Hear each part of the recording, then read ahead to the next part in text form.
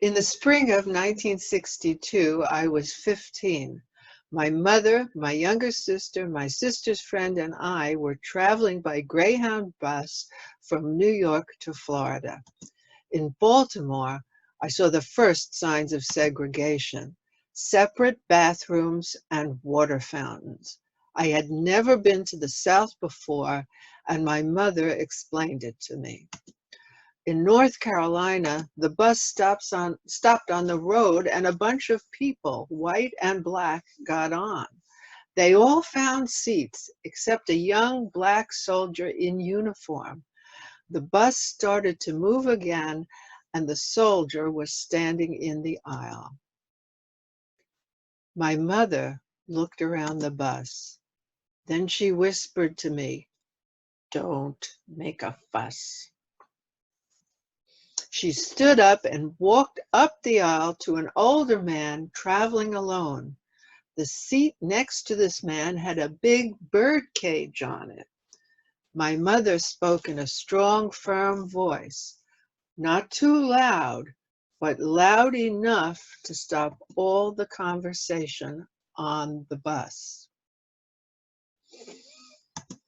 "Sir, if you will put this bird cage on the overhead rack, this girl will be able to sit next to you, and this soldier will be able to sit next to my own daughter, who is 11.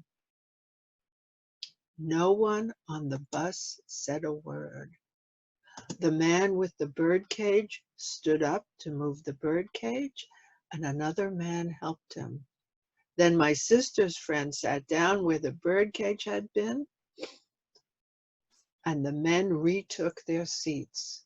The soldier sat next to my sister. Conversation resumed. I thought my mother was very brave, but I didn't yet know that her bravery demonstrated an important virtue, integrity. In Objectivism, we know integrity as loyalty in actions to one's convictions and values.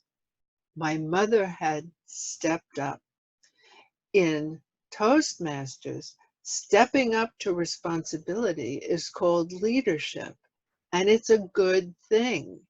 I admired my mother's bravery, but I didn't know she demonstrated leadership. Leadership in Toastmasters starts with being a leader to yourself and helping other Toastmasters do the same.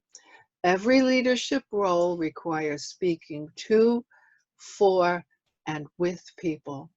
To summarize, Toastmasters leadership training is a proven method that encourages personal growth with an implicit win-win philosophy. When I was 16, I used my own implicit philosophy to get into a college-type seminar class in my high school.